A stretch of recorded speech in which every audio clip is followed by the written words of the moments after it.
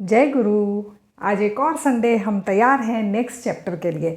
आज हम करने जा रहे हैं चैप्टर नंबर 27 जिसका नाम है चमत्कारों का नियम। जब तक हम चैप्टर स्टार्ट करें मैं अपना इंट्रोडक्शन दे देती हूँ। मेरा नाम है नीलम कुमार। मैं एक योगा ट्रेनर हूँ, ब्रेथवर्क कोच हूँ और साथ में क्रिया योगा की प्रैक्टिशनर भी हूँ। ये बुक हमारे बेसिक कोर्स में आती है और बहुत बार इसे पढ़ लिया है और जितनी बार पढ़ते हैं यूँ लगता है कि कुछ नया और नया समझ में आने लगा है जो शायद पिछली बार नहीं आया था। तो आज जो हम चैप्टर कर रहे हैं चैप्टर नंबर 27 चमत्कारों का नियम। ये चैप्टर थोड़ा डिफ़िकल्ट भी है, लेकिन हम में से बहुत सारे लोग जब भी कभी स्पिरिचुअल प्रैक्टिस करते हैं तो इसकी हमारी इच्छा बहुत करती है कि कुछ मिस्टिकल पावर्स हमें मिल जाए, मेरा सिक्स्थ सेंस एक्टिव हो जाए, जो कुछ फ्यूचर में होने वाला है वो मुझे पहले से पता चल जाए। और ऐसा हम सुनते भी हैं कि बहुत सारे ऋषि मुनि हैं जिनको चमत्कार करने आते हैं, किसी की बीमारी को ठीक करना आता है, बहुत दूर का वो पहले से जान जाते हैं।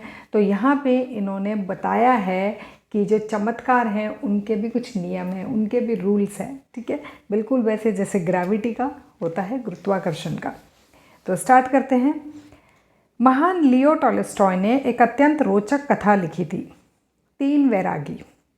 उनके मित्र निकोलस रोरिच ने उसे संक्षेप में इस प्रकार प्रस्तुत किया। एक द्वीप पर 3 वृद्ध वैरागी रहते थे।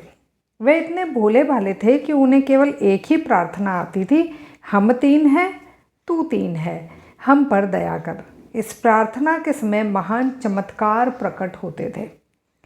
वहाँ के बिशप जो मॉन्क होते हैं, जैसे कि जो क्रिश्चियन कल्चर होता है वहाँ पे जो पादरी वगैरह होते हैं, शायद उनको बोलते हैं, अगर मुझे गलत पता हो तो सॉरी फॉर दैट।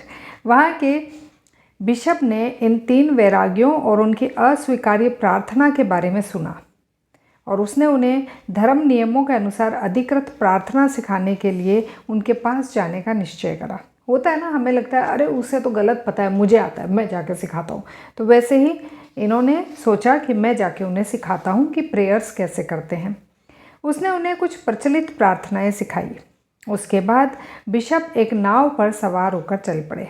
उसने नाव के पीछे आते एक दीप्तिमान प्रकाश को देखा। उसने प्रकाश में उन 3 वैरागियों को देखा जो एक दूसरे का हाथ पकड़े नाव की बराबरी में आने के लिए पानी की लहरों पर दौड़ रहे थे। मतलब ये गए, इन्होंने प्रेयर्स सिखाई और अब ये वापस आ रहे हैं। जब ये वापस आ रहे हैं तो देख रहे हैं कि मेरे पीछे कोई ऐसा है जो बिना बोट के पानी पे चल के मेरी तरफ आ रहा है। तो ये कौन थे? वही 3 वैरागी जिनको ये प्रेयर सिखा के आए थे। तीनों वैरागी बिशप के पास पहुँचे और बोले, आपने हमें जो प्रार्थनाएं सिखाई थी ना, वे सब हम भूल गए हैं और इसीलिए आप फिर से हमें वो प्रेयर्स सिखा दीजिए। बिशप ने उनसे कहा, तुम पुराने वाली प्रार्थना ही जारी रखो, क्योंकि पुराने वाली प्रेयर में ही पावर थी पानी में चलने की। और अभी वाली प्रेयर्स जो भी हम सोचते हैं ना कि हम बेस्ट करते हैं, हम अच्छा करते हैं, ज़रूरी नहीं है कि वो आपकी नज़र में हो सकता है अच्छा हो, लेकिन कोई और आपसे भी ज़्यादा जानता हो। तब यहाँ पे इस बुक में क्वेश्चंस आ रहे हैं। ये 3 वैरागी पानी पर कैसे चल सके? ईसा मसीह सूली पर लटके मृत शरीर को पुनर्जीवित कैसे कर सके? लाहिड़ी महाशय और श्री युक्तेश्वर जी अपने चमत्कार कैसे कर सके? हमने पीछे वाले कई चैप्टर्स में पढ़ा है कि उनको भी चमत्कार करने आते थे। अब हम इसके लॉस के बारे में समझेंगे। वेद शास्त्र कहते हैं कि भौतिक जगत माया के एक ही मूल सिद्धांत के अंतर्गत कार्य करता है। मतलब कि ये जो फिज़िकल वर्ल्ड है ना, वो सिर्फ एक ही लॉ पे चलता है और वो है माया। ठीक है, अब यूँ हम सबको माया शब्द के बारे में नॉलेज तो बहुत है, लेकिन अब हम इसे समझने की कोशिश करते हैं। भौतिक जगत माया के एक ही मूल सिद्धांत के अंतर्गत कार्य करता है, सापेक्षता और द्वैत का सिद्धांत। सापेक्षता मतलब कि रिलेटिविटी, हमने बहुत बार कई किताबों में पढ़ा है कि हम जैसा सोचते हैं वैसा ही अट्रैक्ट करते हैं। प्यार दोगे तो प्यार मिलेगा, है ना, हेट करोगे तो हेट मिलेगी, तो ये रिलेटिविटी है ना। मतलब सिंपल लैंग्वेज में मैं बता रही हूँ। ठीक है, साइंटिस्ट तो ये बोलते हैं कि आप जो भी एक्शन करोगे उसका रिएक्शन होगा ही होगा। ठीक है, ये हो गया रिलेटिविटी का लो, सापेक्षता। द्वैत का सिद्धांत यानी कि डुअलिटी। डुअलिटी मतलब कि हर एक चीज़ का अपोजिट है, मतलब सुख का दुख है ना, प्यार का घृणा है, इस तरीके से डुअलिटी यहाँ पे हर एक, मतलब प्लैनेट अर्थ पे, पृथ्वी पे डुअलिटी है, फिजिकल वर्ल्ड में डुअलिटी है। हर बुरी चीज़ का अच्छा, सिक्के के दो पहलू बोलते हैं ना, कि दो पहलू हैं ही हैं, मतलब ऐसा नहीं कि सिक्के का एक ही पहलू है, तो वो है डुअलिटी। तो दो चीज़ें हो गई, रिलेटिविटी और डुअलिटी, इन दोनों लॉज पे ये काम करता है। समस्त जीवन सृष्टि एकमात्र ईश्वर ही है और वह अखंड निरपेक्ष एकत्व है। सृष्टि की पृथक और भिन्न भिन्न अभिव्यक्तियों में प्रकट होने के लिए वह झूठा या अवास्तविक चोला पहन लेता है। यह झूठा द्वित्व प्रदान करने वाला चोला ही माया है। आधुनिक काल के अनेक बड़े बड़े वैज्ञानिक आविष्कारों ने प्राचीन ऋषियों की इस सरल घोषणा की पुष्टि की है। अब देखिए, ऋषि मुनि जो हैं उनके पास कोई चीज़ें प्रूफ करने के लिए नहीं थी, लेकिन वो जो कुछ जानते थे वो शास्त्रों में लिख कर गए हैं। आजकल के साइंटिस्ट उन चीज़ों को प्रूव कर रहे हैं कि ये लिखा था तो क्या ये सही है क्या। तो आजकल के साइंटिस्ट के पास में बहुत सारे चीज़ें हैं, बहुत सारे गैजेट्स हैं जिसकी हेल्प से वो ये लॉज या ये जो भी नियम बताए गए थे क्या ये सही थे क्या, उसको टेस्ट कर रहे हैं। तो ये बोल रहे हैं कि जो चोला पहनते हैं वही माया है। अगर हम इसको सिंपल लैंग्वेज में समझे तो अभी मैंने सूट पहन रखा है, किसी और समय मैं टी शर्ट में हूँ, कभी मैं जीन्स में हूँ, तो एक्चुअल में ये जो हम बार बार अपना रूप बदल रहे हैं, कह रहे हैं कि माया भी ऐसा ही करती है। हर समय आपको रियलिटी से दूर रखती है, आपको इमेज मतलब कि जो रूप बदल रही है माया के जाल में फंसा के रखती है। प्रकृति की मूलभूत क्रियाएं अपनी माया मूलकता का ही परिचय देती हैं। उदाहरण के लिए विद्युत शक्ति आकर्षण और विकर्षण के कारण निर्मित होती है। कई बार क्या होता है कि इतनी शुद्ध हिंदी लिखी होती है कि चीज़ें समझ में नहीं आती है। तो आज सुबह भी मैंने जब ये चैप्टर की रिकॉर्डिंग शुरू करी थी तो बहुत सारी चीज़ें ऐसी थी जो मुझे लग रहा था कि इतनी शुद्ध हिंदी में शायद हम ना समझ पाएँ। तो यहाँ पे मैंने, मेरे पास इंग्लिश की बुक भी रखी हुई है, तो एक ये जो लाइन बोल रहे हैं कि प्रकृति की मूलभूत क्रियाएं अपनी माया मूलकता का ही परिचय देती हैं। तो fundamental natural activities all betray their maic origin. Electricity, for example, is a phenomena of repulsion and attraction. जो इलेक्ट्रिसिटी होती है वो अट्रैक्ट भी करती है और रिपेल भी करती है। आपने कई बार नोटिस करा है कि किसी को कभी बिजली का झटका लगता है, तो कई बार तो जिस चीज़ से झटका लगा है ना, चाहे ट्रांसफार्मर है या कोई स्विच है, या तो कई बार वो चिपक जाता है उससे, और या फिर वो इतना तेज़ धक्का देती कि दूर जाके गिरता है। तो जब चिपक जाता है दैट इज़ कॉल्ड अट्रैक्शन। और कई बार वो बिजली, मतलब अगर यूं चल रही है, अगर आप एक सिंपल सा जैसे कि मेरा जो बैकग्राउंड रहा है ना इलेक्ट्रॉनिक्स एंड कम्युनिकेशन का, तो एक सिंपल तरीके से बस एक्सप्लेन करती हूँ। ये अगर अट्रैक्शन है, ये रिपल्शन है, ये अट्रैक्शन है, ये रिपल्शन है, तो यानी कि जब अट्रैक्शन वाली वेव चली तो उसने आपको अट्रैक्ट कर लिया, जब रिपल्सन वाली वेव चली तो उसने आपको फेंक दिया, दूर फेंक दिया अपने से।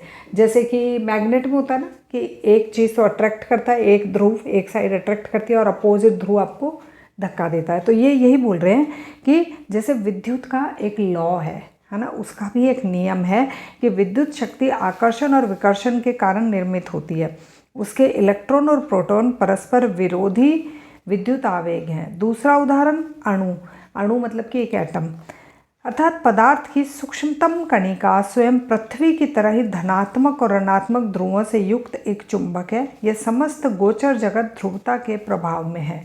मतलब कि हर एक, वही जो मैंने आपको बताया कि हर एक का अपोजिट भी है, सुख का दुख, प्यार का घृणा, है ना। तो वैसे ही ये बोल रहे हैं कि हर एक चीज़ के दो पहलू हैं। जैसे कि इलेक्ट्रिसिटी है, उसके भी दो क्वालिटी हैं, वैसे ही एटम है, उसमें भी प्लस और माइनस है। मतलब मैं कोशिश कर रही हूँ, अगर इफ़ आई एम रॉन्ग तो सॉरी फॉर इट। आप कमेंट में ज़रूर बताइएगा कि क्या मैं अच्छे से समझा पा रही हूँ या नहीं। अतः भौतिक विज्ञान माया के बाहर के किसी नियम का सूत्र नहीं बना सकता। सृष्टि का मूल ताना बाना ही माया है।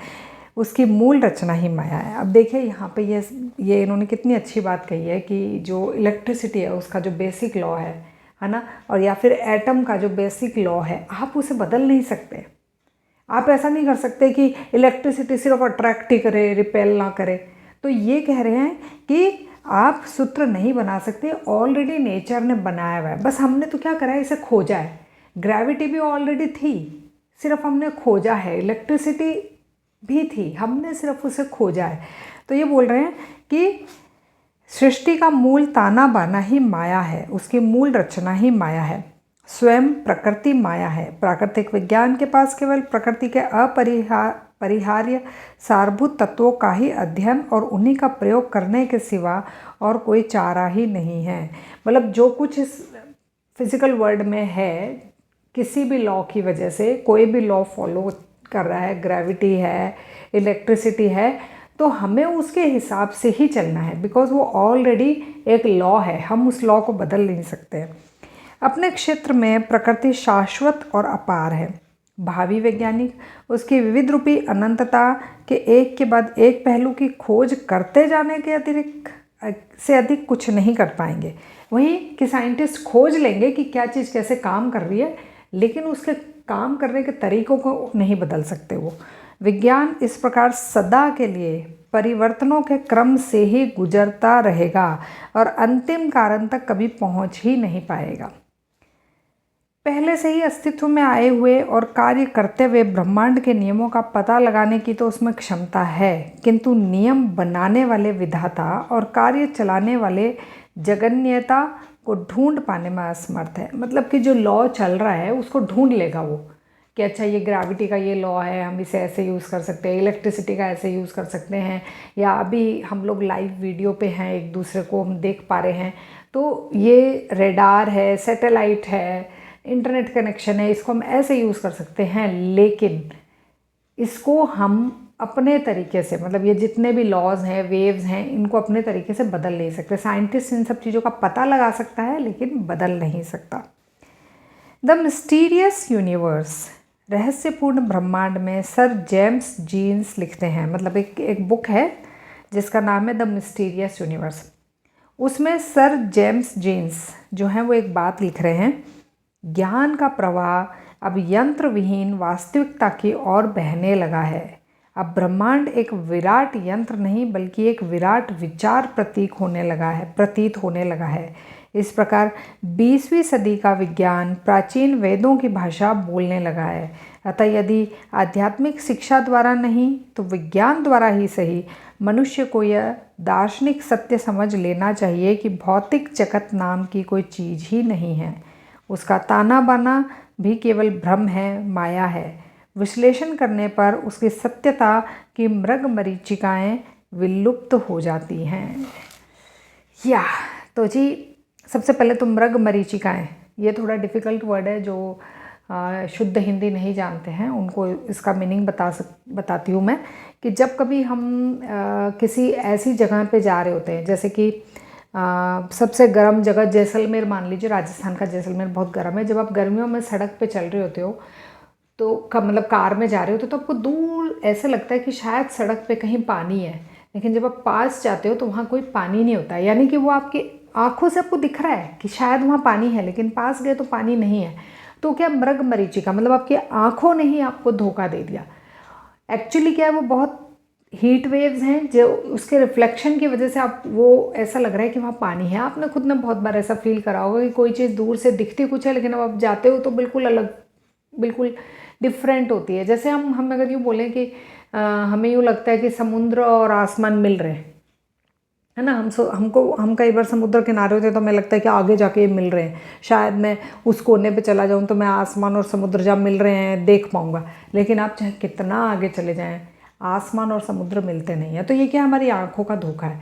तो ये यही बोल रहे हैं कि पहले के समय में स्पिरिचुअलिटी में, आध्यात्मिक ज्ञान में ये सब कुछ लिखा हुआ है, बट क्योंकि प्रूफ नहीं है उनके पास, ऋषि मुनियों ने कोई भी एविडेंस नहीं दिया है, इसलिए हम मानते नहीं हैं उनको। अभी के जो साइंटिस्ट हैं, चाहे उनके तरीके से ही सही, चाहे उन्होंने जितने भी रिसर्चेस करी है, जो भी प्रयोग कर रहे हैं, चाहे उनके तरीके से भी सही, अगर ह्यूमन माइंड मानने लगा है इन सब चीज़ों को तो भी अच्छा है और उसे जल्दी से जल्दी मान लेना चाहिए। तो 20वीं शताब्दी का इंसान, मतलब कि अभी 20वीं शताब्दी ही चल रही है, तो अगर हम लोगों का माइंड इतना डेवलप हो गया है कि हम रिसर्च कर रहे हैं, अलग अलग तरीके के प्रयोग कर रहे हैं, और वो जो पुराने शास्त्रों में लिखा गया है वो अब सच है, ये जान पा रहे हैं, तो वो कह रहे हैं तो भी सही है, तो भी अच्छा है। पदार्थ के वस्तुमान और ऊर्जा की समतुल्यता दर्शाने वाले अपने सुविख्यात समीकरण में आइंस्टीन ने यह सिद्ध किया है कि पदार्थ के किसी भी कण में निहित ऊर्जा उसके वस्तुमान या वजन के साथ प्रकाश गति के वर्ग के गुणनफल के बराबर होती है। अब ये तो फिजिक्स आ गया बीच में ना। आइंस्टीन क्या कह रहे हैं, पदार्थ के किसी भी कण में निहित ऊर्जा, मतलब कि छोटे से एटम में जो भी एनर्जी है, उसके वस्तुमान यानी कि उसका जो वज़न है वो, या वज़न के साथ प्रकाश गति, और या फिर उसकी स्पीड जो है वो के वर्ग के गुणनफल के बराबर होती है। अभी मैंने भी बहुत टाइम पहले पढ़ा था, तो आई होप आप समझ गए होंगे। अभी इंग्लिश की बुक उठाऊंगी तो ये चैप्टर ऑलरेडी बहुत बड़ा है और हमें बहुत टाइम लगने वाला है, तो आप भी थोड़ा सा गूगल कीजिए, शायद आपको इसका मीनिंग समझ में आ जाए। पदार्थ कणों के विनाश द्वारा आणविक ऊर्जाओं को मुक्त किया जाता है। पदार्थ की मृत्यु ने एक आणविक गुण को जन्म दिया है। यह संकल्पना हमारे चमत्कारों के नियम द्वार पर लाकर खड़ा कर देती है। जो सिद्धजन अपने शरीर को तथा अन्य वस्तुओं को प्रकट या अदृश्य कर देने की, प्रकाश की गति से संचार करने की और सर्जनक्षम प्रकाश किरणों का उपयोग कर किसी भी वस्तु को तत्क्षण मूर्त रूप देने की शक्ति रखते हैं, उन्होंने इस विहित शर्त को पूरा कर दिया होता है। उनका वस्तुमान अनंत होता है। कुछ चैप्टर सच में दोबारा पढ़ने लायक हैं, ठीक है। तो इसीलिए क्रिया योगा को ना एक साइंटिफिक स्टडी भी बोलते हैं, क्योंकि इन्होंने ऐसे ही नहीं लिख दिया है कि आपको ये मानना ही पड़ेगा। इन्होंने काफ़ी रिसर्च करी है। अल्बर्ट आइंस्टीन के बारे में लिख रहे हैं, जेम्स जीन्स के बारे में लिख रहे हैं, उनकी किताबों से पढ़ के इन्होंने नॉलेज लिखा है। मतलब साइंटिस्ट को पढ़ के भी वो कंपेयर करके बता रहे हैं कि किस तरीके से हमारी टेक्निक्स काम करती है। सिद्ध योगी चेतना को उसके छोटे से शरीर से बंधी न रहकर अनायास ही ब्रह्मांड की रचना के साथ तद्रूप हो जाती है। सिद्ध योगी की चेतना, मतलब कि out of the body experience शायद ये बोल रहे हैं। सिद्ध योगी की चेतना को उसके छोटे से शरीर से बंधी न रखकर अनायास ही ब्रह्मांड की रचना के साथ तद्रूप हो जाती है। गुरुत्वाकर्षण के कारण सभी भौतिक पदार्थ भार युक्त होते हैं, परंतु यह गुरुत्वाकर्षण, फिर चाहे न्यूटन उसे शक्ति कहे या आइंस्टीन उसे जड़ता की अभिव्यक्ति कहे, किसी सिद्ध को भार का गुणधर्म व्यक्त करने के लिए विवश करने में असमर्थ है। जो अपने को सर्वव्यापी परम तत्व के रूप में जाना जाता है, वह फिर काल और देश की सीमा में आबद्ध नहीं रहता। आबद्ध कर रखने वाली सीमाओं के सारे घेरे अहम ब्रह्मास्मि के तेज में विलुप्त हो जाते हैं। प्रकाश हो और प्रकाश हो गया। सृष्टि की रचना में ईश्वर के प्रकाश हो और प्रकाश हो गया। सृष्टि की रचना में ईश्वर के प्रथम आदेश से सृष्टि का आधार तत्व प्रकाश अस्तित्व में आ गया। इस अलौकिक माध्यम यानी कि प्रकाश की किरणों पर ही ईश्वर की सारी अभिव्यक्तियां मूर्त होती हैं। प्रत्येक युग के संतों ने अग्नि शिखा और प्रकाश के रूप में ईश्वर के प्रकट होने की बात कही है। जो योगी अखंड ध्यान द्वारा अपनी चेतना को परम चैतन्य में विलीन कर देता है, वह प्रकाश यानी कि प्राण शक्ति स्पंदन की सृष्टि के आधार तत्व के रूप में देखता है। प्राण शक्ति को, मतलब प्रकाश को, वो सृष्टि के आधार तत्व के रूप में देखता है। उसके लिए फिर पानी बनकर सामने आने वाली प्रकाश किरणों में और जमीन बनकर सामने आने वाली प्रकाश किरणों में कोई अंतर नहीं होता। पदार्थ चेतना से और भौतिक जगत के 3 आयामों से तथा काल के 4थे आयाम से मुक्त होकर सिद्ध पुरुष अपने प्रकाश शरीर को पृथ्वी, जल, अग्नि, वायु की प्रकाश किरणों के बीच से या उनके ऊपर से आसानी से अपने साथ कहीं भी ले जा सकता है। Oh yes. तो ये जो कह रहे हैं, ये कह रहे हैं कि हमारे अंदर एक छोटी सी चेतना है। इस चेतना को जब हम इस पूरे यूनिवर्स या कॉस्मिक की चेतना से मिला देते हैं, तब हम काफ़ी सारी चीज़ें, जैसे कि ये जो पंच तत्व बोले इन्होंने, पृथ्वी, जल, अग्नि, वायु, इन सब की किरणों के बीच से या उनके ऊपर से आसानी से अपने साथ कहीं भी ले जा सकते हैं। प्रकाश शरीर को, मतलब कि जो आपका जो सोल है उसको आप इन सब जगहों पे ले जा सकते हैं। फिजिकल बॉडी को तो ऑब्वियसली आग में ले जाएंगे तो जल जाएगी, पानी में ले जाएंगे, तैरना नहीं आता तो डूब जाएगी। तो ये कह रहे हैं कि जो आपके अंदर जो प्रकाश शरीर है उसको आप कहीं पर भी ले जा सकते हैं। इसीलिए यदि तुम्हारी आँख एक हो जाए तो तुम्हारा सारा शरीर प्रकाश से भर जाएगा। इसीलिए यदि तुम्हारी आँख एक हो जाए तो तुम्हारा सारा शरीर प्रकाश से भर जाएगा। मुक्ति प्रदायक ज्ञान चक्षु पर लंबे समय तक मन को एकाग्र करने से योगी भौतिक जगत और उसके गुरुत्वाकर्षण जन्य भार के समस्त भ्रमों को नष्ट करने में समर्थ हो जाता है। तब वह सृष्टि को उसी रूप में देखता है जिस रूप में विधाता ने उसकी रचना की थी। तत्वत विभेदहीन प्रकाश। अच्छा, ये एक छोटा सा दोहा टाइप से है। तत्वत विभेदहीन प्रकाश। चमत्कारों के नियम को ऐसा कोई भी मनुष्य कार्यान्वित कर सकता है जिसने यह अनुभव कर लिया हो कि सृष्टि प्रकाश से ही बनी है, अर्थात दृष्टि का मूल तत्व प्रकाश है। सिद्ध पुरुष तत्व के अपने दिव्य ज्ञान का उपयोग सर्वव्यापी प्रकाश अणुओं को किसी भी इंद्रिय गोचर अभिव्यक्ति में तत्काल प्रकट करने के लिए कर सकता है। इस प्रकटीकरण के प्रत्यक्ष रूप वह जो भी हो, कोई वृक्ष या कोई औषधि या कोई मानव शरीर, का निर्धारण योगी की इच्छा तथा उसकी संकल्प शक्ति और मानस चित्रण पर निर्भर होता है। रात में मनुष्य स्वप्न चैतन्य में प्रवेश करता है और प्रतिदिन उसे हर तरफ से आबद्ध कर रखने वाले अहंकार की सीमाओं से मुक्त हो जाता है। नींद में उसे अपने मन की सर्वशक्तिमत्ता का बार बार प्रदर्शन देखने को मिलता है। सभी मनुष्यों को अपने कुछ स्वप्नों में थोड़े समय के लिए अनुभव होने वाली यह मुक्त और अप्रतिबिंबित चेतना ईश्वर मग्न संत के मन की नित्य अवस्था होती है। अब इसको मैं मेरी बुद्धि जितनी बता सकती है, जितना एक्सप्लेन कर सकती है, मैं थोड़ा सा एक्सप्लेन करूँगी। ये जितना भी हमने पढ़ा है उसको हो सकता है शायद आप लोगों को उससे भी ज़्यादा पता हो, उससे भी ज़्यादा एक्सप्लेनेशन आप दे सकते हो। तो यहाँ पे जितना मेरा विजडम बोलता है उतना मैं आपको बताती हूँ।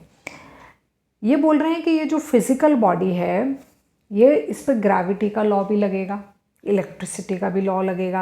आप इलेक्ट्रिसिटी को टच करेंगे तो डेफिनेटली शरीर को झटका आएगा, ठीक है। अगर आप छत से कूदेंगे तो डेफिनेटली आपको ग्रेविटी का लॉ जो है वो आप पे लगेगा। आप नीचे गिरेंगे चोट लगेगी। लेकिन ये कह रहे हैं कि एक योगी जो है वो इसके अंदर जो है, अंदर यानी चेतना, उसको जब बाहर निकालता है तो उस पर कोई लॉ नहीं लगता, ना उस पर ग्रेविटी लगती है। आप कई बार देखते होंगे ना ऐसे मूवी में कि एक आत्मा है या एक सोल है या एक परी है या एक एंजल है या भगवान है, वो उड़ रहे हैं, है ना। बिकॉज उड़ेगा तो तभी ना जब उस पर ग्रेविटी नहीं लग रही है, तो तब उस पर ना ग्रेविटी का लॉ लगेगा। या फिर कोई आग में से जा रहा है, कोई समुद्र की गहराइयों में चला गया, तो ऐसा हम सपनों में बहुत बार देखते भी हैं कि हम पानी के अंदर तक चले गए या हम दूसरे ग्रह तक चले गए। तो हम उस वक्त सारे लॉज जितने भी हैं इस भौतिक जगत के, उन सब से मुक्त हो जाते हैं। कब? जब हम नींद की अवस्था में होते हैं, जब हम स्वप्न की अवस्था में होते हैं। तो ये कह रहे हैं कि जो आप कुछ पल के लिए स्वप्न की नींद की अवस्था में होते हैं, जो आप और हम नींद की अवस्था में इन सब लॉज से, इन सब नियमों से अलग होते हैं, दूर होते हैं, वैसा एक योगी पूरा दिन रह सकता है, ठीक है। बिना ग्रेविटी, बिना इलेक्ट्रिसिटी, बिना इन सब लॉ के वो पूरा दिन अपने आप को उस अवस्था में रख सकता है जो कि हम जाने अनजाने नींद की अवस्था में होते हैं। वैसा वो जागृत अवस्था में अपने आप को बिना किसी लॉ के रख सकता है, बिना किसी नियम के रख सकता है। और उसी को फिर चमत्कार बोलते हैं ना, कि वो जैसे पानी पे चल रहे थे, जो स्टार्टिंग में इस चैप्टर में बताया ना, कई योगी जैसे बोलते हैं उड़ रहे थे, तो वो ग्रेविटी का जो लॉ है वो उन पे लग नहीं रहा, वो ग्रेविटी का लॉ उन पे लागू नहीं हो रहा। तो वो कह रहे हैं कि इस तरह के चमत्कार फिर वो लोग कर पाते हैं। इसी उद्देश्य से मनुष्य और सृष्टि को बनाया गया था कि वह सृष्टि पर अपने प्रभुत्व को जाने और माया का स्वामी बनकर उससे ऊपर उठे। अब है क्या कि माया ने हमको जकड़ रखा है। अब ये बोल रहे हैं कि आपको प्रैक्टिसेस करनी होगी कि जो माया की जकड़ है उससे आप निकलें और माया को अपना गुलाम बना लें, आप उसके स्वामी बन जाए।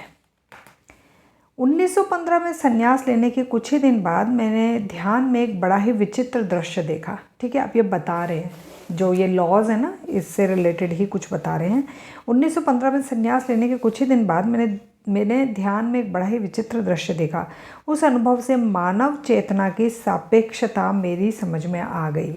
अब देखो, फिजिकल बॉडी का तो ग्रेविटी का लॉ हमें पता है कि हम दूसरी मंजिल से गिरेंगे तो कम चोट लगेगी, 15वीं से गिरेंगे तो ज़्यादा लगेगी, 40वीं मंजिल से गिरेंगे तो शायद मर ही जाएंगे। तो ये तो हमें फिजिकल बॉडी का लॉ पता है।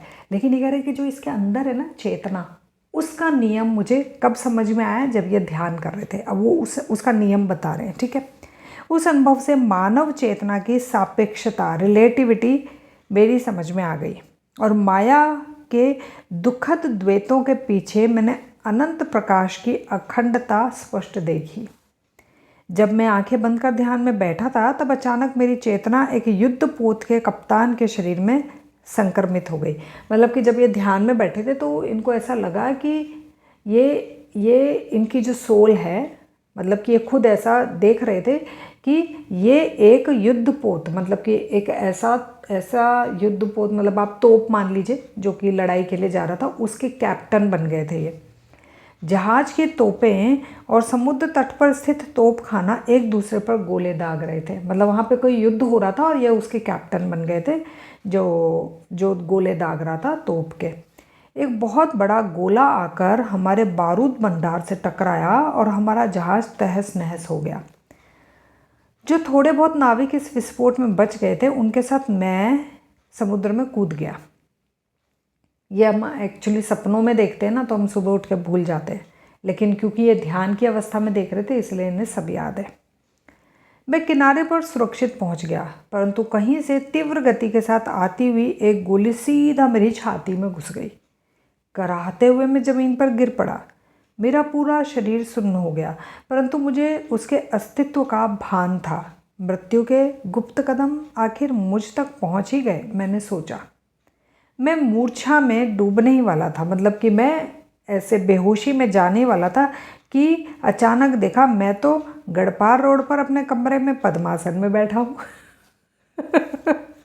आप में से जाने अनजाने हम लोग कई बार ऐसा एक्सपीरियंस करते हैं ना कि है ना, सपने में शेर दिखा या हम जस्ट मरने ही वाले थे और इतने में जाग जाते, हाँ थैंक गॉड ये तो सपना था, असली नहीं था। तो ये बता रहे हैं कि वो जो सपने में देखते हैं ना हम अंदर, वो चेतना के साथ, हमारी सोल के साथ हो रहा होता है। ठीक है, लेकिन कुछ भी कितना भी गलत हो जाए, मतलब वो चाहे हमें ऐसा लगे कि वो मर गई, लेकिन वो मरती नहीं है। क्यों? क्योंकि इन्होंने बोला है कि उस पर कोई लॉ नहीं लगता है। मैं अपने पुनः प्राप्त शरीर को टटोल कर और चिकोटी काट कर देखने लगा, ऐसे चूंटियाँ भर के देखने लगे और मेरे नेत्रों में आनंदातिरेक के अश्रु बहने लगे और मैं खुशी के मारे मतलब कि रोने लगा कि अरे मैं तो जिंदा हूँ। इस शरीर की छाती में गोली का कोई घाव नहीं था, मतलब छाती में भी कोई गोली नहीं लगी थी। अपने आप को आश्वस्त करने के लिए कि मैं सचमुच जिंदा हूँ, मैंने सांसें ली लंबी लंबी। हाँ, ये और चीज़ कि जब जो हमारी सोल होती है ना, उसको ब्रीदिंग की भी ज़रूरत नहीं है। ठीक है, ब्रीदिंग का भी तो एक लॉ है ना कि हम सांस ले रहे हैं तो जिंदा है, सांस नहीं ले रहे तो मरे हुए हैं, सांस ले रहे हैं तो ये शरीर है, सांस नहीं ले रहे हैं तो शरीर नहीं है। लेकिन ये लॉ भी सोल पे या चेतना पे लागू नहीं होता। अचानक मेरी चेतना फिर से रक्त रंजित समुद्र तट पर पड़े कप्तान के शव में संक्रमित हो गया। अब ये फिर से चले गए ध्यान में, हाँ ना, मतलब जैसे इनको लगा कि अरे ये तो सब झूठ है, ध्यान मतलब कि है ना, सच में तो मैं मरा नहीं हूँ। तो इनको मज़ा आने लगा, फिर से चले गए। मेरा मन पूरी तरह उलझन में पड़ गया। मैं प्रार्थना करने लगा, अरे भाई मैं मरा हुआ हूँ या जिंदा, मैं मृत हूँ या जीवित। समस्त क्षितिज प्रकाश से दीप्तिमान हो उठा। क्षितिज प्रकाश मतलब आसपास क्षितिज हैं, मतलब कि ये जो पूरा ऊपर का जो एरिया है वो प्रकाश से चमक उठा। मृदु गर्जन करता एक कंपन शब्द बनकर सुनाई देने लगा। जीवन या मृत्यु का प्रकाश के साथ क्या संबंध? Question mark. जीवन या मृत्यु का प्रकाश के साथ क्या संबंध? अपने प्रकाश की मूर्ति के रूप में मैंने तुम्हें बनाया है। जीवन और मृत्यु के द्वंद्वों का संबंध केवल माया से है। अपने मायातीत स्वरूप को देखो। जागो मेरे बच्चे जागो।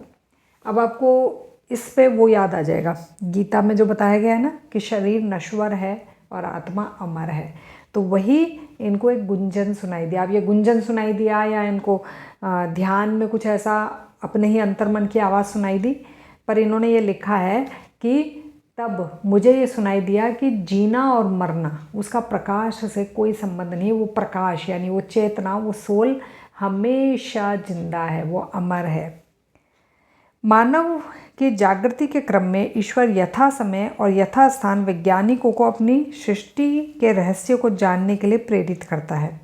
अनेक आधुनिक आविष्कार इस बात को समझने में मानव की सहायता करते हैं कि सृष्टि एक ही शक्ति की विविध अभिव्यक्तियां मात्र हैं। ये सारी अभिव्यक्तियां ईश्वरीय प्रज्ञा से युक्त प्रकाश की हैं। चलचित्र मतलब कि वीडियोस, ठीक है, radio, television, radar, photo electric cell, अणु शक्तियों के सारे चमत्कार प्रकाश के विद्युत चुंबकीय गुणों पर ही आधारित है। ये पता तब की बात कर रहे हैं जब टीवी वगैरह टीवी तो था ही नहीं शायद। इन्होंने एक चैप्टर में बताया है कि रेडियो आया है ना, तो टीवी वगैरह तो था नहीं। चलचित्र मतलब कि वो जो फोटोज़ होती हैं है ना, और आप सीक्वेंस में फ़ोटो ऐसी ड्रॉ कर लें तो ऐसा लगता है कि चल रही है वो फ़ोटो ना, जैसे। तो ये बोल रहे हैं कि ये सारी चीज़ें भी विद्युत चुंबकीय गुणों पर आधारित हैं।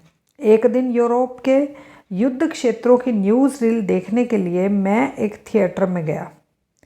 अच्छा, मतलब थिएटर थे शायद। इन्होंने पीछे के एक चैप्टर में रेडियो से कुछ कंपैरिजन करा है, वो भी आएगा, चैप्टर आएगा या निकल चुका है।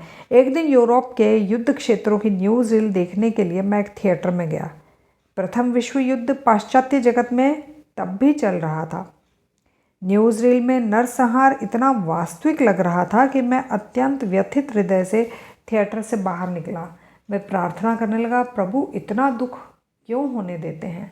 अब ये यूँ कह रहे हैं कि जितनी भी जो इन्होंने देखा न्यूज़ रील में, या हम भी आजकल जो मूवीज़ देखते हैं, जब हम 2.5-3 घंटे मूवी या वेब सीरीज़ कुछ भी देखने लगते हैं तो हमें वो सब कुछ बहुत रियल लगता है। बाद में जब हम अवेयर होते हैं, सोचते हैं, तो हमें पता लगता है कि अरे वो तो सारी एक्टिंग थी, वो तो एक मूवी थी या वो एक वेब सीरीज़ थी, लेकिन उस पल में हमें वो सब कुछ रियल लगता है। तो ये कह रहे हैं वैसे ही माया है। माया आपको, जब तक आप इसे विदाउट अवेयरनेस देख रहे हैं, ये आपको रियल लगेगा, लेकिन जब आप पूरे तरीके से अवेयर हो जाएंगे, ध्यान में देखेंगे, तब आपको पता चलेगा कि नहीं, ये तो माया है। तो वैसे ही ये कंपैरिजन करके बता रहे हैं कि जिस तरीके से युद्ध तो ख़त्म हो चुका था, लेकिन कई सालों बाद जब ये युद्ध की रील्स देख रहे थे तो इन्हें लग रहा था कि जैसे अभी युद्ध चल ही रहा है। तो वैसे ही हमें मूवीज़ में, वेब सीरीज़ में लगता है। मेरे आश्चर्य का ठिकाना न रहा जब प्रत्यक्ष यूरोप के युद्ध क्षेत्रों के दिव्य दर्शन के रूप में मेरी प्रार्थना का तत्काल उत्तर आ गया। मतलब इन्होंने क्या प्रार्थना करी? प्रभु इतना दुख क्यों होने देते हो? तब इनके प्रार्थना का तत्काल उत्तर आया, मृतकों और मरणासन लोगों से भरे ये दृश्य न्यूज़ रील के चित्रांकन से कहीं अधिक भयंकर थे। मतलब ये कह रहे हैं कि ये जो तुम रील देख रहे हो ये तो झूठी है, रियल में तो बहुत ही ज़्यादा भयंकर था। ध्यान से देखो। मेरी अंतर चेतना के एक मृदु एवं सौम्य वाणी कह रही थी, तुम देखोगे कि फ्रांस में अभी अभिनीत किए जा रहे ये दृश्य प्रकाश छाया के खेलों के अतिरिक्त तो कुछ नहीं है। ये सृष्टि के चलचित्र हैं, उतने ही वास्तविक और उतने ही अवास्तविक जितनी तुमने अभी अभी न्यूज़ रील में देखा है। नाटक के भीतर और एक नाटक, मतलब कि नाटक के भीतर एक और नाटक। कहने का मतलब ये है कि हम सब तो ये एक रोल प्ले करने आए हैं। जैसे मैं नीलम का रोल प्ले कर रही हूँ, अगर आप वीडियो देख रहे हो तो आपका भी एक नाम है, आपका भी एक रोल प्ले कर रहे हैं आप इस लाइफ में। तो ये कह रहे हैं कि हम एक नाटक तो ऑलरेडी कर रहे हैं कि मैं नीलम हूँ और आप भी एक पर्सन है। दूसरा नाटक हम मूवी जो देख रहे हैं, है ना, जैसे कि एक नाटक जो मैं प्ले कर रही हूँ नीलम के नाम से, दूसरा नाटक कि मैं कोई वीडियो देख रही हूँ, ठीक है। तो ये कह रहे हैं नाटक के भीतर एक और नाटक। मेरे हृदय को अभी सांत्वना नहीं मिली, मतलब ये कह रहे हैं अभी भी मैं चमत्कार के नियम को उतने अच्छे से नहीं समझ पाया। दिव्यवाणी आगे कहती गई, सृष्टि प्रकाश और छाया दोनों ही है, अन्यथा कोई चित्र संभव नहीं हो सकता। माया के भले एवं बुरे गुण बारी बारी से एक दूसरे पर हावी होते रहते हैं। हमने डुअलिटी के बारे में पढ़ा था ना, अभी स्टार्टिंग में 2 गुण होते हैं, एक अच्छा और एक बुरा, एक पॉजिटिव एक नेगेटिव। तो ये बोल रहे हैं कि माया के भले एवं बुरे गुण बारी बारी से एक दूसरे पर हावी होते हैं। हमने बहुत सारे मुहावरे भी बना रखे हैं ना कि रात के बाद सवेरा होगा ही होगा, दुख के बाद सुख आएगा ही आएगा। इसी संसार में यदि अखंड आनंद प्राप्त हो जाए तो क्या मनुष्य किसी दूसरे लोक की कामना करेगा? दुख दर्द मिले बिना तो वह इस बात को याद करने की कोशिश नहीं करता कि उसने अपना नित्य धाम त्याग दिया है। दुख से बचने का उपाय ज्ञान है। मृत्यु की विभीषिका मिथ्या है, अवास्तविक है। जो लोग उसके नाम से कांप उठते हैं वे नाटक के उस नासमझ नट के समान हैं जो उस पर पिस्तौल से नकली गोली दागे जाने पर भय के मारे मंच पर ही मर जाता है। मेरी संतानें प्रकाश की हैं, वह सदा के लिए माया के अंधकार में सोई नहीं रहेंगी। मैंने शास्त्रों में माया के विषय में बहुत कुछ पढ़ा था, परंतु उससे मुझे माया का वैसा गहरा ज्ञान प्राप्त नहीं हुआ जैसा ध्यान में दिखने वाले दृश्यों और उसके साथ आने वाले सांत्वनादायक शब्दों से प्राप्त हुआ। अब ये जो भी इनको सुनाई दे रहा है, दिव्यवाणी बोल रहे हैं या ये बोल रहे हैं कि मेरे कमरे में प्रकाश हो गया और मुझे एक गुंजन सुनाई देने लगा या मुझे आवाज़ सुनाई देने लगी, एक्चुअली वैसा हुआ कि नहीं हुआ, लेकिन इनके मन ने हो सकता है इनसे बात करी हो। तो वो जो हम कई बार सुनते हैं ना सेल्फ, जैसे इनकी अमेरिका वाली जो संस्था है उसका नाम है सेल्फ रियलाइजेशन फेलोशिप। यहाँ भारत की जो है वो तो है योगदा सत्संग सोसाइटी ऑफ इंडिया, वहाँ की सेल्फ रियलाइजेशन फेलोशिप। तो ये कह रहे हैं कि मैंने किताबें बहुत पढ़ी कि है क्या ये माया, क्या चीज़ है, मैंने किताबें बहुत पढ़ी, लेकिन जब मैं ध्यान में उतरा तब मुझे माया के बारे में ज़्यादा पता चला।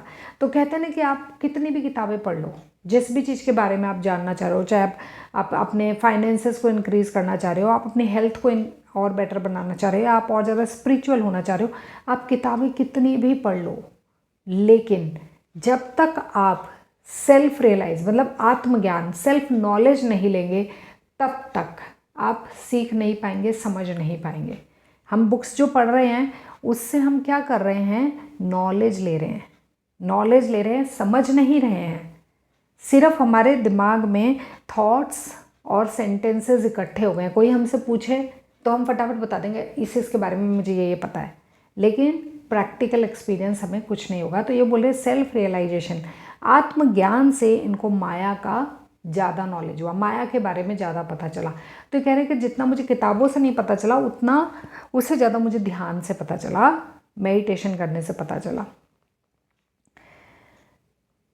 इस प्रकरण को पूरा लिखने के पश्चात मैं अपने पलंग पर पद्मासन में बैठ गया। मतलब कि ये किताब इन्होंने ना अपने ओल्ड एज में लिखी थी और पुरानी बातें सारी याद कर करके। तो ये कह रहे हैं कि जब मैंने पूरा लिख दिया उसके बाद मैं अपने पलंग पर पद्मासन में बैठ गया। मेरे कमरे में 2 मंद लैंपों का धुंधला प्रकाश फैला हुआ था, मतलब 2 लैंप थे, बहुत ही कम रोशनी के साथ जले हुए थे। मैंने दृष्टि ऊपर उठाई तो देखा कि छत में सरसों के रंग के छोटे छोटे प्रकाश बिंदु रेडियम के समान चमकते हुए झिलमिला रहे थे। असंख्य प्रकाश किरणें वर्षा के जल रेखीय बाणों के समान एक पारदर्शी किरणावली बनकर शांति से मुझ पर बरसती रही। मतलब ये कह रहे हैं कि मैं फिर से ध्यान में बैठ गया और मुझे ऐसा लगा कि छत पे बहुत सारी ऐसे छोटे छोटे लाइटें टिमटिमा रही हैं। अभी आजकल तो बहुत सारे लोग अपने बच्चों के कमरे में ऐसी छत बनवाते हैं ना, काली छत और उस पर सितारे। तो ये कह रहे हैं कि मुझे तो ऐसा लग रहा था। तत्काल मेरी स्थूल देह की जड़ता समाप्त हो गई और वह सूक्ष्म देह के समान झीनी बन गई। मुझे हवा में तैरने का आभास हो रहा था, मतलब इनको खुद को ऐसा लग रहा था कि शायद ये अपने ही कमरे में तैर रहे हैं। मेरा भारहीन शरीर पलंग को नाम मात्र का स्पर्श करते हुए बारी बारी से दाहिने व बाहिने सरकने लगा। मैंने कमरे में दृष्टि दौड़ाई। दीवारें और सारा फर्नीचर अपनी अपनी जगह यथा व्यवस्थित था, परंतु प्रकाश की अल्प किरणावली इतनी विस्तृत और व्यापक हो गई थी कि अब छत नजर ही नहीं आ रही थी। मैं हैरान हो गया, विस्मित हो गया। मानो उस प्रकाश से ही एक आवाज़ आई, सृष्टि के चलचित्र की बनावट ऐसी ही है। पलंग पर बिछी तुम्हारी चादर के सफ़ेद पर्दे पर अपना प्रकाश स्तंभ प्रक्षेपित कर वह तुम्हारे शरीर के चित्र को उत्पन्न कर रही है। देखो, तुम्हारा शरीर प्रकाश के अतिरिक्त कुछ भी नहीं है। उस समय में क्या है कि यही जो टीवी पे थोड़ी बहुत ब्लैक एंड वाइट इमेजेस और जो इन्होंने न्यूज़ रील देखी, उसी से रिलेट करके इन्होंने हमको एक्सप्लेन करने की कोशिश करी है। वो ये कि यूँ कह रहे हैं कि ये जो चादर है जिस पे तुम बैठे हो, इसको एक स्क्रीन मान लो। जैसे थिएटर में स्क्रीन होती है ना, वैसे एक स्क्रीन मान लो, और जो तुम बैठे हो उसको एक कैरेक्टर मान लो, है ना। कह रहे हैं कि तुम्हारा शरीर प्रकाश के अतिरिक्त कुछ नहीं है, तुम भी एक एनर्जी हो, ठीक है, उसके अलावा कुछ नहीं हो। लंबे समय तक मैं अपने कमरे के मंद प्रकाशयुक्त थिएटर में अपने शरीर का यह चलचित्र अनुभव करता रहा। मतलब ये कह रहे हैं कि मैं खुद ही को खुद देखता रहा कि मैं मेरे कमरे में बैठा हूँ, चादर है, चादर पे मैं पद्मासन में बैठा हूँ, मेरे कमरे में छत है, कभी वो छत हट रही है। तो ये कह रहे हैं कि ये सब कुछ मैं देख पा रहा था। और आई थिंक हम लोग भी कर पाएंगे, अगर आप या मैं भी अब आंख बंद करके यूँ सोचें कि हाँ मैं ऐसे तैर रही हूँ, उड़ रही हूँ, तो ये तो हम लोगों में इतनी कल्पना शक्ति, इतनी पावर भगवान ने ह्यूमन बींग्स में ऑलरेडी दी है कि हम ये सब सोच सकते हैं। आज जब किसी एनिमल को बोले ना कि तुम आंख बंद करके विजुअलाइज करो कि तुम उड़ रहे हो, तो वो सोच भी नहीं पाएगा, लेकिन हम सोच पा रहे हैं। तो वो ये कह रहे हैं कि लंबे समय तक मैं अपने कमरे के मंद प्रकाशयुक्त थिएटर में अपने शरीर का यह चलचित्र अनुभव करता रहा। ध्यान में और ध्यान के अतिरिक्त भी मुझे अनेकानेक दर्शन हुए, परंतु यह उन सबसे पूर्णतः निराला था जब मेरे ठोस शरीर का भ्रम पूर्णतः विलुप्त हो गया और जब इस बात का ज्ञान गहराई तक मेरी चेतना में उतर गया कि सभी वस्तुओं का सार केवल प्रकाश ही है, तो मैंने दृष्टि उठाकर ऊपर प्राण कणों की उस धड़कती धारा की ओर देखा और उससे याचना करने लगा, हे दिव्य प्रकाश, मेरे तुच्छ शरीर के चित्र को अपने में समा लो। जैसे एलाइजा को प्रकाश के रथ पर स्वर्ग में वापस ले लिया गया था।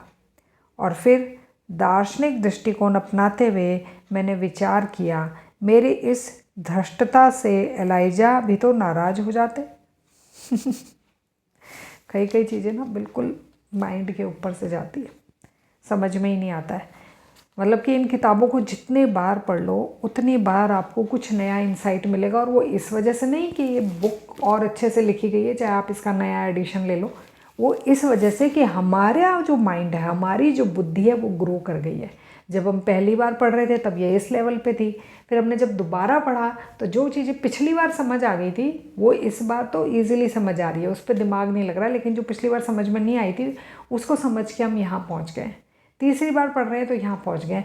इसीलिए कुछ एक किताबें ऐसी होती हैं हमारी लाइफ में जिन्हें जितनी ज़्यादा बार पढ़ेंगे उतनी ही ज़्यादा बार हम खुद को जानेंगे, अपने आप को जानेंगे। ऐसी एक और बुक मुझे याद आ रही है जो द सीक्रेट है, रांडा बर्न की, है ना। वो भी जितनी बार आप पढ़ते हैं हर बार आपको ऐसा लगता है कि इस बार ये ज़्यादा समझ में आया, पहले तो कभी समझ में भी नहीं आया था।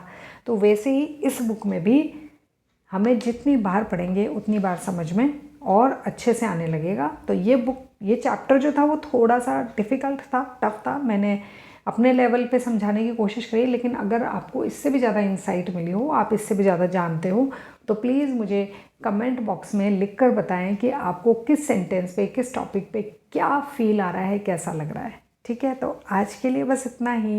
ये वीडियो पसंद आई हो तो लाइक कर दीजिए। जय गुरु।